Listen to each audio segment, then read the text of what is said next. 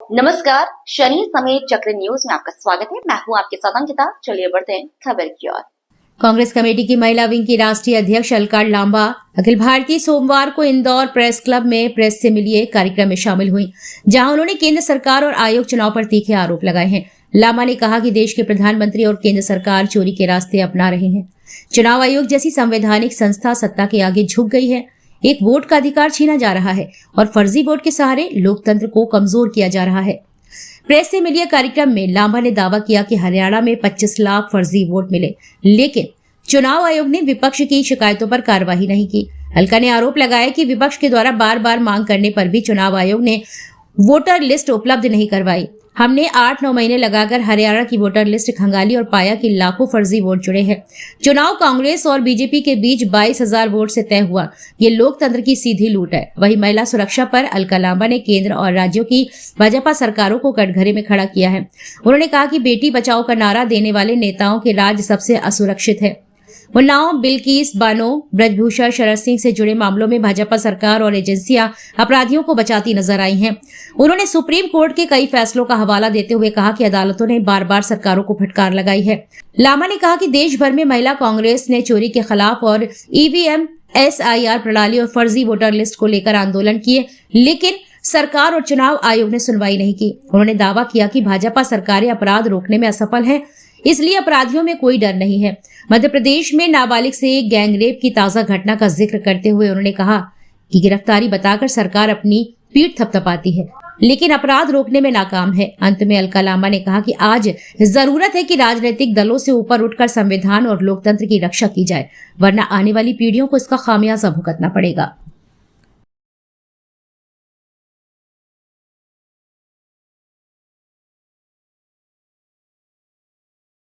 एक तो ये कि आपका पूरा वक्तव्य सुनने के बाद ये लगा कि कांग्रेस को सुप्रीम कोर्ट की बैसाखियों का सहारा है। सुप्रीम कोर्ट बैसाखी कैसे हो सकती है?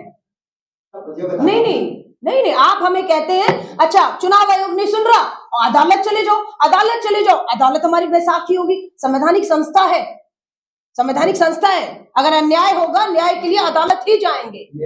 और करोड़ों लोग वहां पर हैं न्याय के लिए। हाँ जी, सुप्रीम कोर्ट को ही सब कुछ करना है तो कांग्रेस नहीं, सुप्रीम कोर्ट को ही सब कुछ करना है तो सरकार क्या कर रही है? इस्तीफा देकर घर चली जाए। काम सरकार को करना है ना। सत्ता में देखिए जो है मुख्यमंत्री, अगर आप है काम आपको करना है या मुझे करना है। अगर आपका काम वो कर रहा है सुप्रीम कोर्ट, तो आपको इस्तीफा देना है या मुझे इस्तीफा देना है? विपक्ष के रूप में विपक्ष क्या करेगी? नहीं, लगातार आंदोलित है अपने लोकतांत्रिक तरीकों से। भारत जोड़ो यात्रा, भारत जोड़ो न्याय यात्रा, किसानों के आंदोलन में हम खड़े रहे, घुटने पर लाए इस सरकार को कृषि कानून वापस लिए। नहीं, पब्लिक हमारे साथ है। इस गलतफहमी में कोई भी मत रहिएगा। नहीं, पब्लिक हमारे साथ है क्योंकि हम पब्लिक के मुद्दों पर उठा रहे हैं। आपने नहीं देखी होगी भारत जोड़ो यात्रा और भारत जोड़ो न्याय यात्रा का माहौल, आपने नहीं देखा है। वो चीख रहा है कि मैंने तो वोट नहीं दिया, मेरा वोट चोरी हो रहा है। और हम भी कह रहे हैं 65 लाख वोट बिहार का फर्जी है, काट दिया गया। हमने छाना है, किसका कटा? दलित का कटा, आदिवासी का कटा, मुस्लिम अल्पसंख्यकों का कटा है। मैं आपको फिर कह रही हूँ। दूसरा प्रश्न मेरा ये है, फ्री बीज को लेकर लगातार पॉलिटिकल पार्टीज बात करती है, लेकिन जब वो सत्ता में आती हैं तो वो फ्री बीज का फॉर्मूला सब लागू करने में लग जाती हैं। अगर मध्य प्रदेश में बात करें तो कैसे महिला कांग्रेस लाडली लक्ष्मी, लाडली बहना जो योजनाएं हैं, इनसे कैसे लड़ाई लड़ेंगे आप? क्योंकि फ्री बीज के नाम पर जो है वोट शिफ्ट हो जाता है और लगातार जो मुद्दे हैं, जनता से सरोकार रखने वाले मुद्दे हैं, वो पीछे रह जाते हैं। तो मध्य प्रदेश में महिला कांग्रेस कैसे लाडली बहना योजना से लड़ाई लड़ेगी?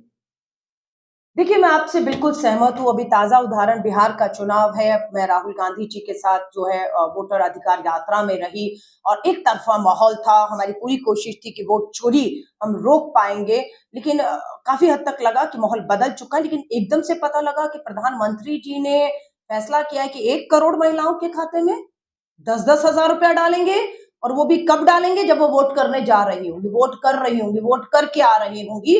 10-10 हजार, ये खेल चल रहा है पूरे देश के अंदर।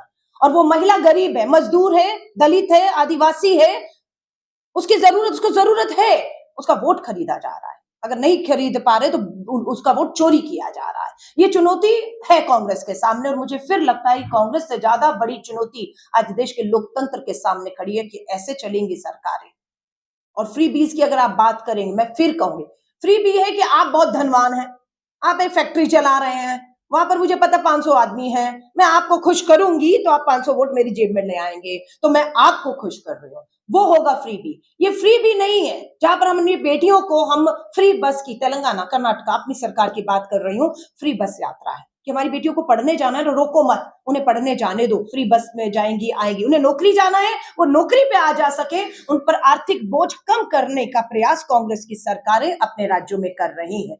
तो ये फ्री बी में नहीं होगा। अगर आप फ्री पैड की भी बात करेंगे, सुप्रीम कोर्ट ने कहा बेटियों को फ्री पैड, आप कहेंगे फ्री बी है, नहीं ये फ्री बी नहीं है।